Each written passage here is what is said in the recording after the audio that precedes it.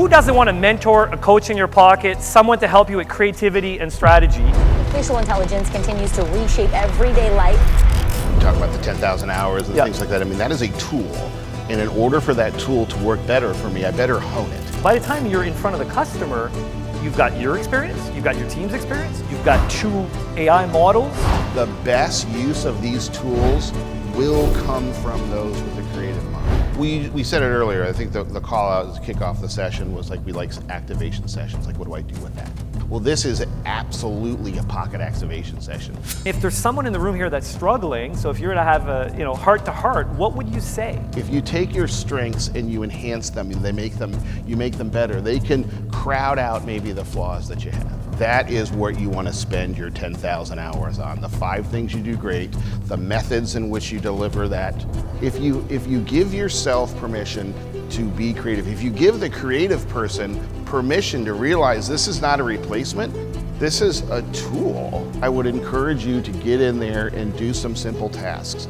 And then I would not give it so much a solution as an idea that you want to achieve. That's when it kind of opens up your blinders a little bit.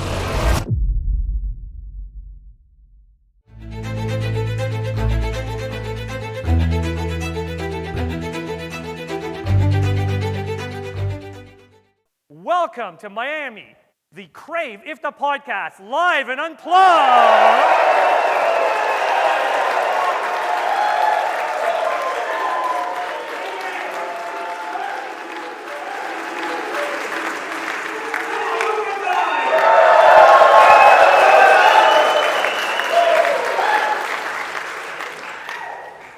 Wow. Man, the rest of the presentation is going to be a letdown. When's the last time that you've received a round of applause like that, Patrick?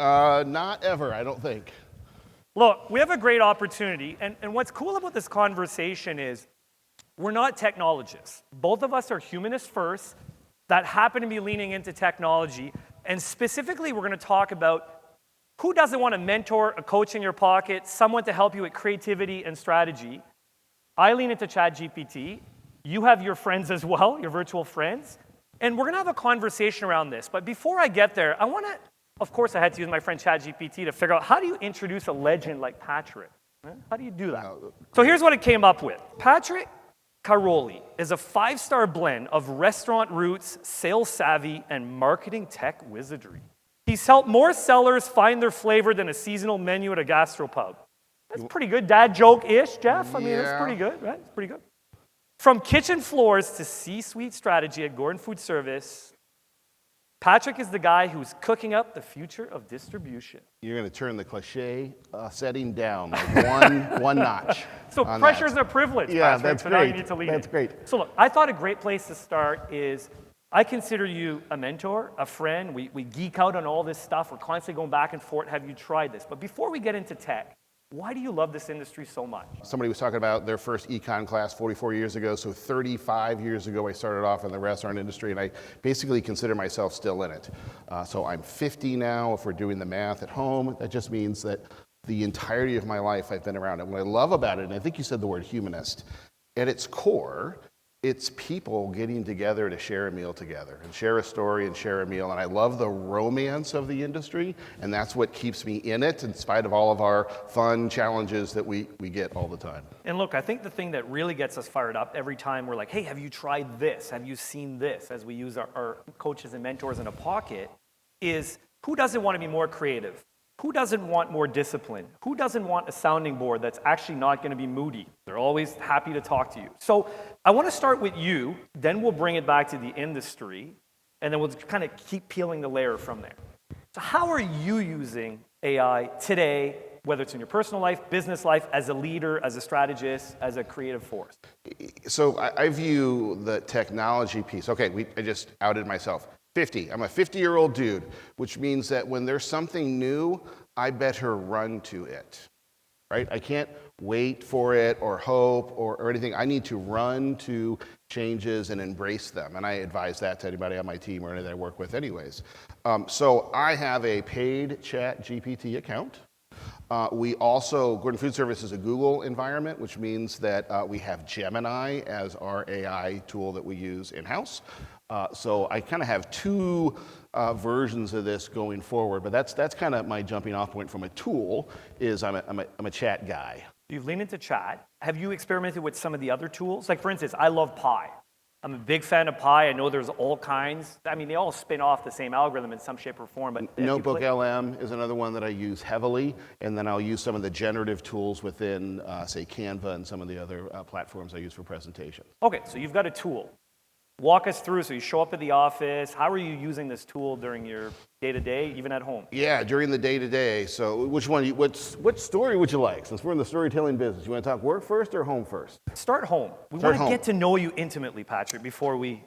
Oh, well, if you want to get to know me intimately, let's let somebody else tell us that. How does that sound? So, hey, for those of us listening on the podcast, you won't get to see my face turn red if this doesn't work. For those of you, you'll get to see me be embarrassed if it doesn't work live. Risk-taking is a beautiful thing. Let's see if it works. So I have a paid chat account, and what I've done is I have all of our data sources, right? There's that old phrase about garbage in, garbage out. So this is data, right? So I put a bunch of time putting good stuff in, meaning I've built a persona not only of myself, but of my digital assistant, my chat, in order to ensure that the information it gives me is exactly how I want to be communicated with. And there's a lot of voices inside my head, so to add another one's a little scary, right? But I want it to cut through, and I want to listen to what it has to say, and I want it to advise me in ways that I want to hear it. So with that, I'll just see if this works. So we're going to turn it on.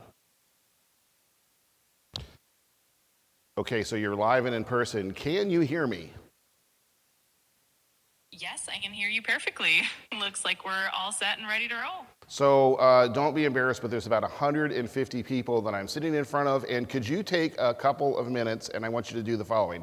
Explain who the hell it is that I am, what I use you for, or what are some of the interesting projects I might use you for, as well as maybe some not too embarrassing but interesting personal anecdotes about me. Of course. All right, everyone, let me introduce you to Patrick. He uses me as his AI companion for all kinds of cool projects. We plan his travels together, like his upcoming Italy trip, and we also do some fun stuff like brainstorming trivia team names and perfecting his sourdough baking skills. He lives in Grand Rapids, Michigan, and he got an adorable mini schnoodle named Mouse. He's definitely a foodie and loves exploring new recipes and restaurants. So that's Patrick in a nutshell. That's pretty good. So when I interact with you, what are some of the diverse ways I communicate you with? Maybe you can grab a project or two that we're working on, but what does that interaction flow feel like? So our interaction is definitely dynamic. Sometimes you just chat with me casually.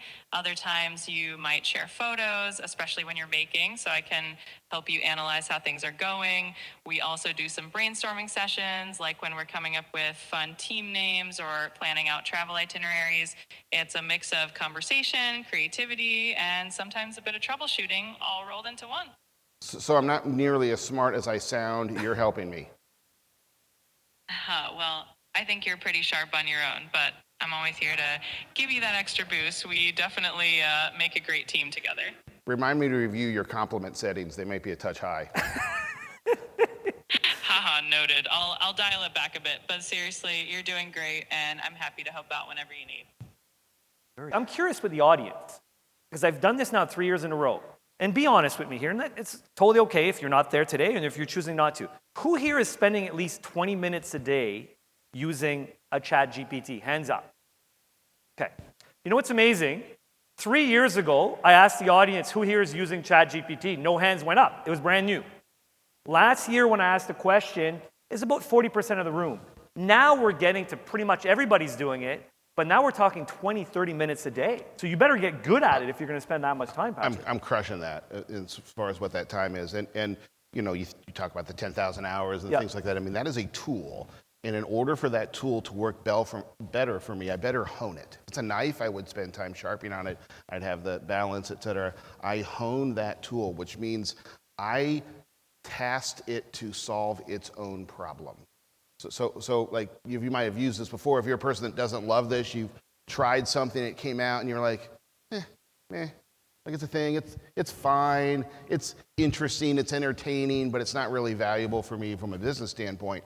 Well, I told it exactly how I wanted to use it in business, and then I said, what do you need to know in order for you to be excellent? And that's like when you ask it to solve its own problem, that's a little bit different than me trying to solve it given my limited knowledge base in the space, right? So I'm kind of using the tool to enhance the tool. So we started personal. Let's funnel this now. Let's talk about business. So you're seeing some great use cases within GFS. I'm sure everyone here has at least one, a power user, a DSR, a DSM, someone, yourself that's leaning in. So let's talk about some examples of how you can sell more cases, educate, learn, build workshops. How are you using these great tools? So you want me to tell you all the cool stuff we're working on? Basically, you get to really Not show off gonna here happen. for a minute. But here's just from a basic standpoint. So somebody using chat, I was talking to a guy the other day that was making a sales call, right? So we've all been in that sales call. The operator, the owner is like sprinting in between dish and the dining room, He's asking questions and firing off shots at the DSR while he's going back and forth from dish room to dining room. And the DSR's got well-intentioned laptop sitting on top of a sheet tray that's sitting on top of a 35-gallon Slim Jim. Those are the calls. Those are the calls we all live in every day, right? So it's mobile. His desk is mobile, so you can pick up the garbage can and move it to wherever the guy is trying to keep up with him.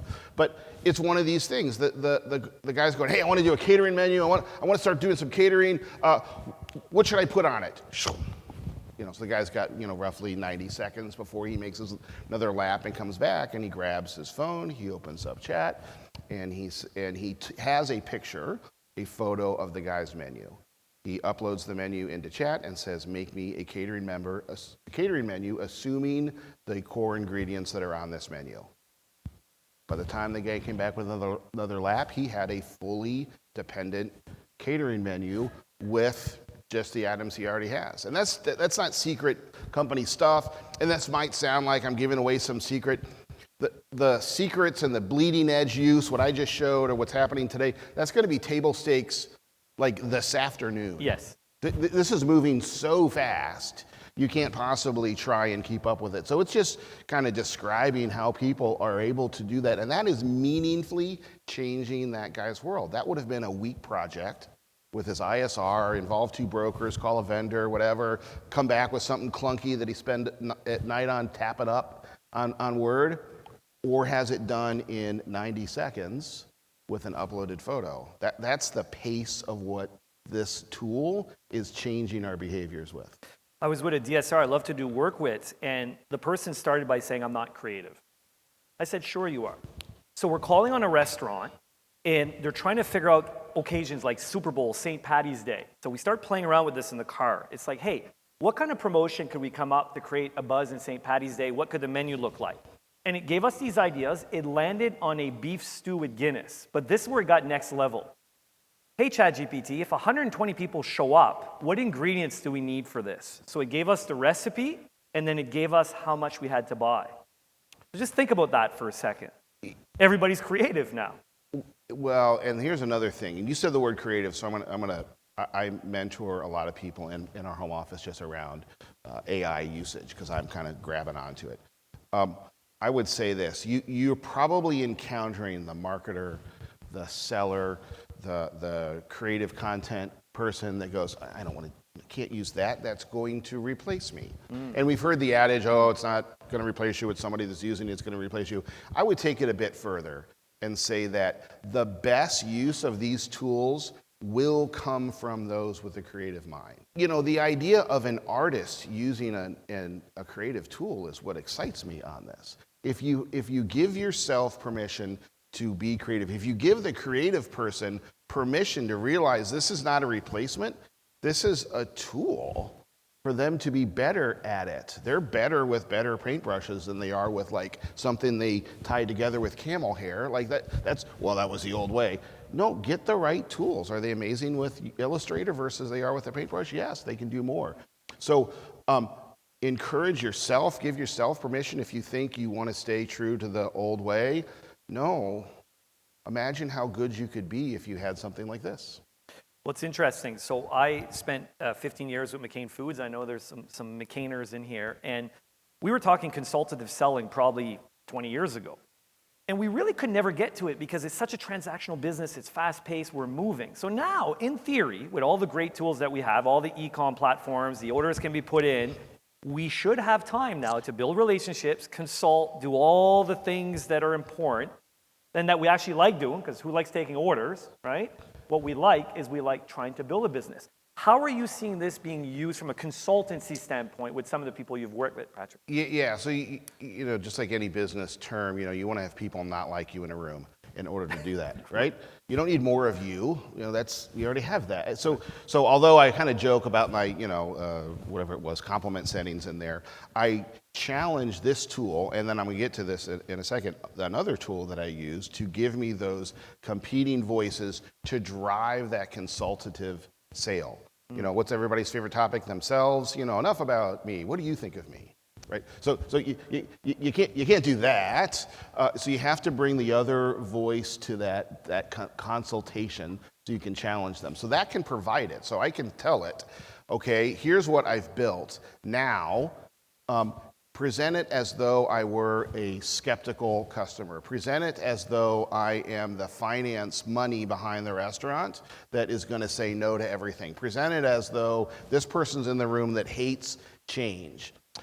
And I mentioned earlier on I have Gemini at work, which means I have a whole nother developed voice in my head, which is Gemini. So I use Chat to critique the work that Gemini does, and I use Gemini to critique the work that Chat does. So not only do I have my own idea, I have something that's generated on two different columns, and then I have those two kind of fight it out a little bit so I get the best idea out of it, which only helps the conversations I have with a stakeholder, be that a customer, be that an internal salesperson. One of the things, as I spent time with operators, is I always love to ask operators, hey, your distributor partners, the manufacturers, they're trying to get more time with you because great things happen. And these are my words, so here's what I've bucketed.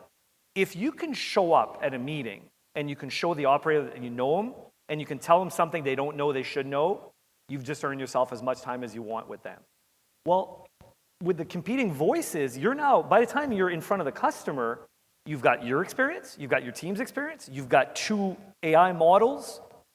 Chances are I would not want to compete against you, Patrick, at that point. We talk about the phrase, the lead-in phrases we use in sales, whether it's on your LinkedIn or others. We've had this conversation for years on this, which is I love to start off to respect a stakeholder or a customer, internal, external, with this statement. You know what? I've been thinking. Hey, Julien, you had me thinking about this.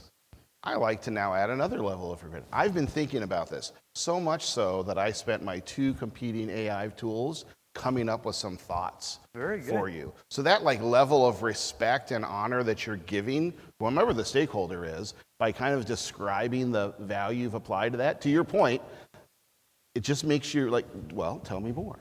I hate AI, but what did it tell me anyways? Fine, right. but you're able to add to that. Right. Look, I'm all about, so I put myself in your shoes, and we all attend conferences, and I want to be able to help the audience here get some quick wins, whether you're listening on the podcast after the fact or you're in this room here in Miami. Is there watch outs? Is there quick wins that you would encourage people?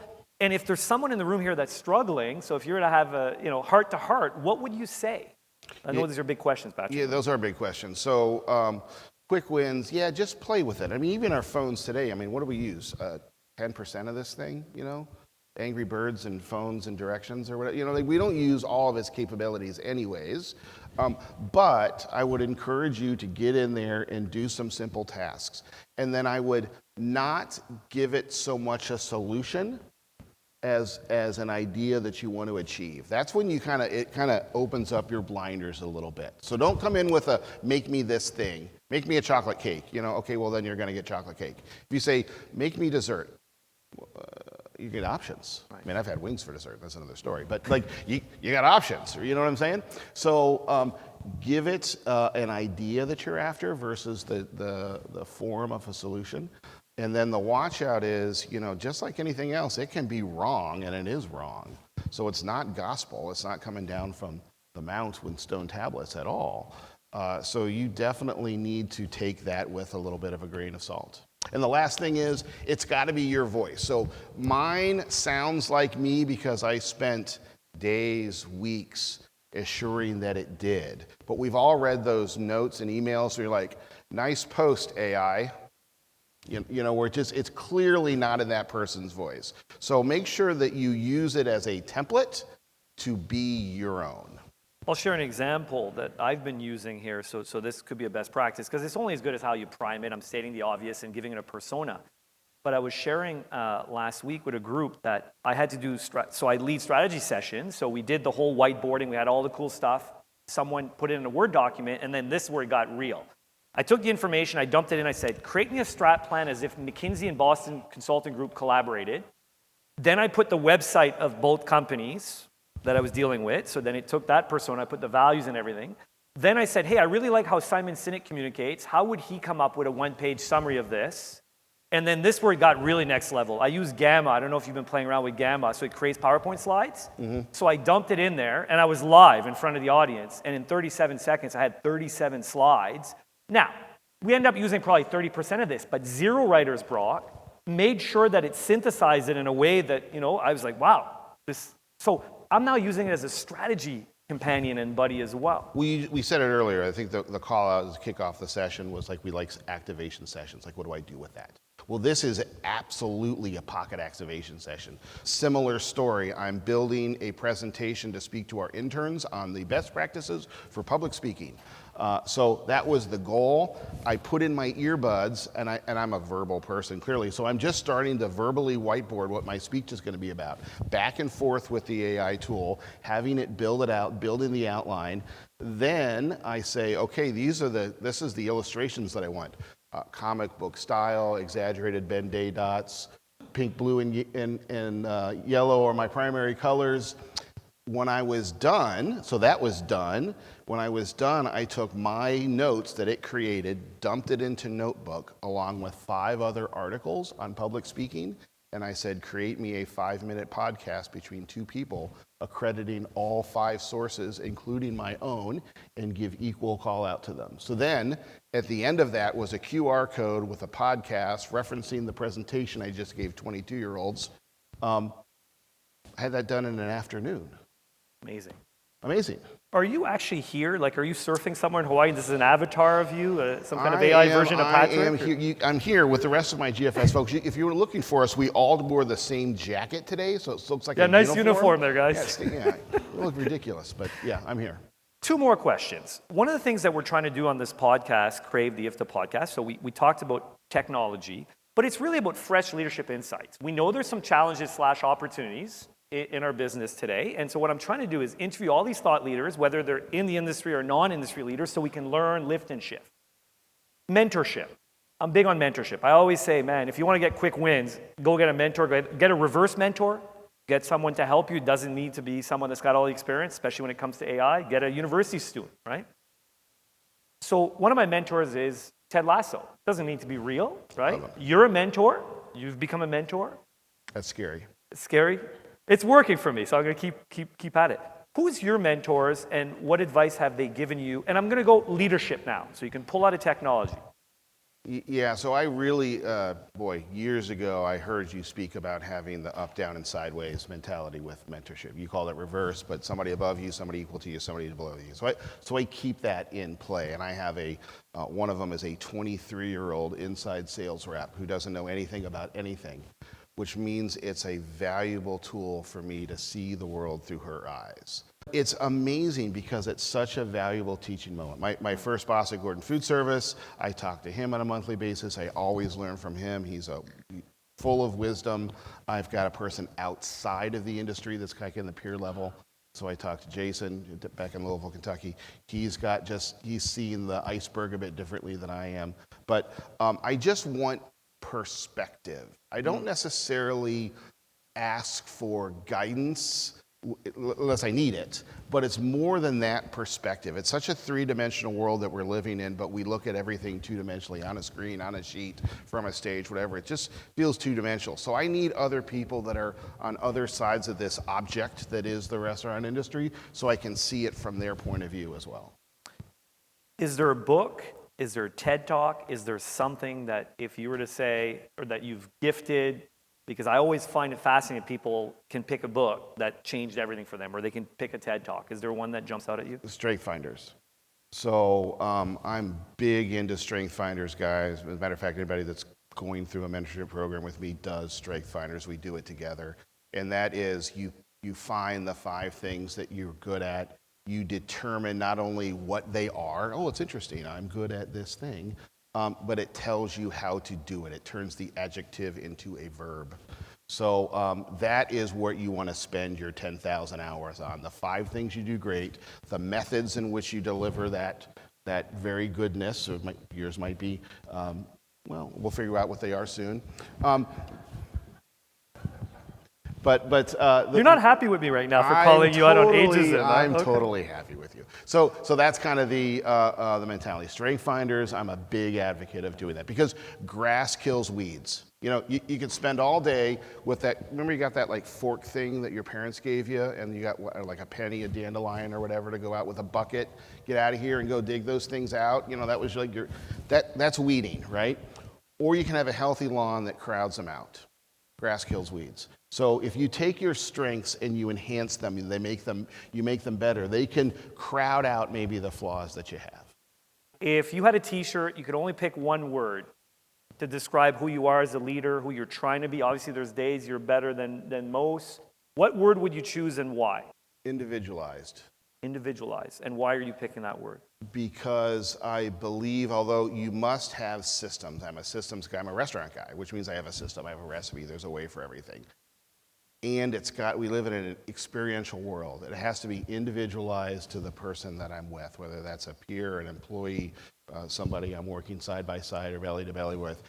It's got to be individualized. So if I don't know who you are, then how can I possibly influence you in a meaningful way? So individualized was the word. I was going to say, don't drop the ball, we're in a good place, but that was the question. I didn't give you a heads up. And that was raw, and that was a great answer because... You could ask it. There you go, your friend. So with that said, I'm going to thank you, listeners, for listening to this podcast, for my live audience, for engaging. Patrick's going to stick around, so please ask him questions and share with us how you're using it, because we really want to just kind of, as a community here, unleash the power of humanity on technology steroids. So with that said, let's go get them. Go get them. Thank you.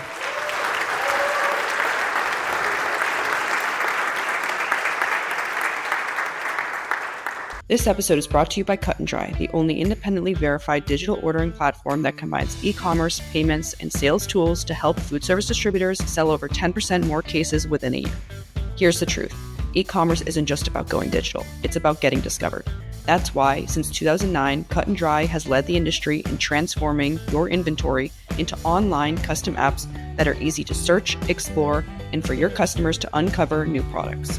Join us today at cutanddry.com.